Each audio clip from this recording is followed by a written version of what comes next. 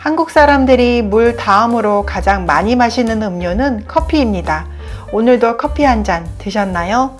커피를 마시는 이유도 습관도 다양하실 텐데 우리 몸에 도구로 작용하는 커피 습관 4가지 소개해 드릴게요. 도구로 작용하는 커피 습관 첫 번째, 일회용 컵에 담긴 커피.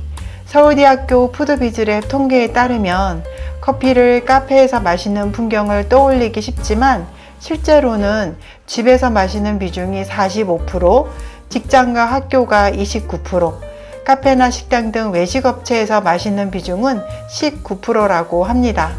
그리고 편의점, 마트 등에서 파는 커피보다는 카페와 식음료점에서 구매하거나 캡슐, 드립, 믹스 형태로 많이 마신다고 합니다.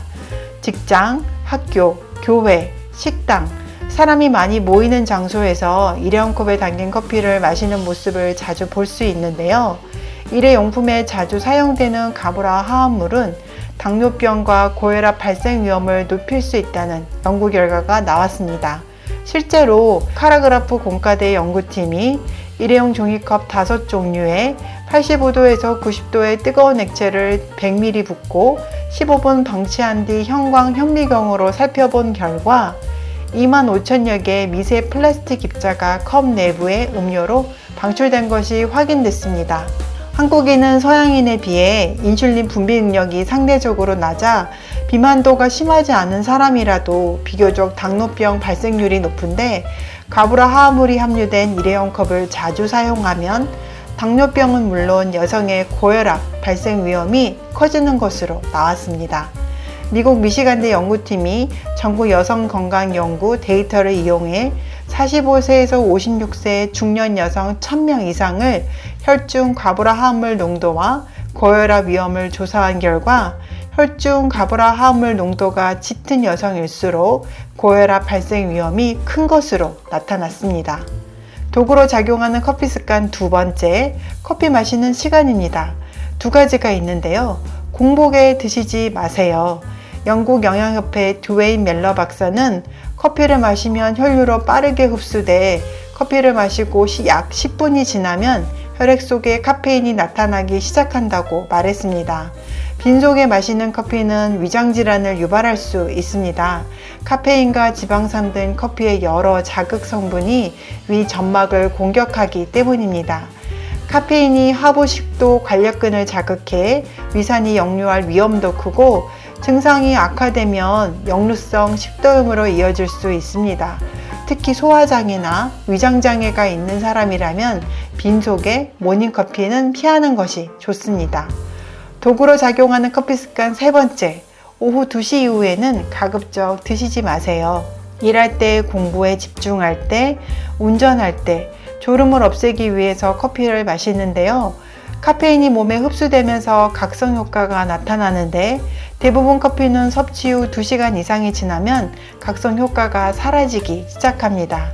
이때 피곤함이나 불안 및 집중력 저하가 발생될 수 있는데 카페인 효과가 사라졌다고 해서 카페인이 체내에서 완전히 배출된 것은 아닙니다.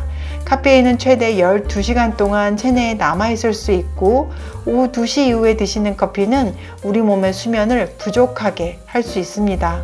서울대학교 푸드비즈랩 통계에 따르면 성별 및 연령별 디카페인 커피 섭취 추이를 보면 디카페인 커피는 섭취량이 19년부터 지속해서 증가하여 23년 엔데믹 이후 크게 증가했습니다. 40대에서 50대 여성이 주요 소비자인데요. 이들은 특히 코로나를 거치며 디카페인 섭취를 크게 늘렸습니다. 도구로 작용하는 커피 습관 네 번째, 뜨거운 커피입니다. 옆에 사람이 향기로운 커피 냄새를 풍길 때 덩달아 커피를 마시고 싶다는 생각이 드는데요. 세계보건기구 산하 국제암연구소는 65도가 넘는 커피 등 뜨거운 음료는 일부 역학조사 보고에 따라 식도암과 관련성이 있다고 발암물질로 규정했습니다.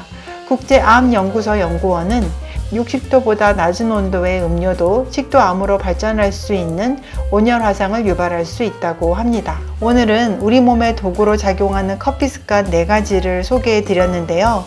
집에서 커피를 드실 때도 가급적 일회용 컵 사용은 피하시고 집 밖에 계실 때도 다회 용기를 사용하신다면 미세 플라스틱 검출을 걱정하지 않으셔도 됩니다. 커피는 65도가 넘지 않도록 드시는데 마시기에 적당한 온도는 입술에 닿았을 때는 약간 뜨겁지만 입안에서 편안한 온도가 마시기에 적당한 온도입니다.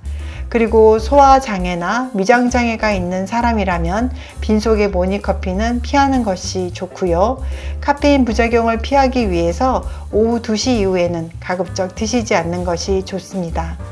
저는 커피 로스팅을 8년 하고 카페에도 납품하고 온라인에 판매하면서 커피에 관하여 알게 된 정보, 오늘처럼 건강 정보일 수도 있고요. 커피 트렌드나 커피에 관한 소식 등 커피에 관한 정보를 제공해 드리는 채널입니다. 시청해 주셔서 감사드리고 오늘 영상이 도움이 되셨다면 구독과 좋아요 부탁드립니다.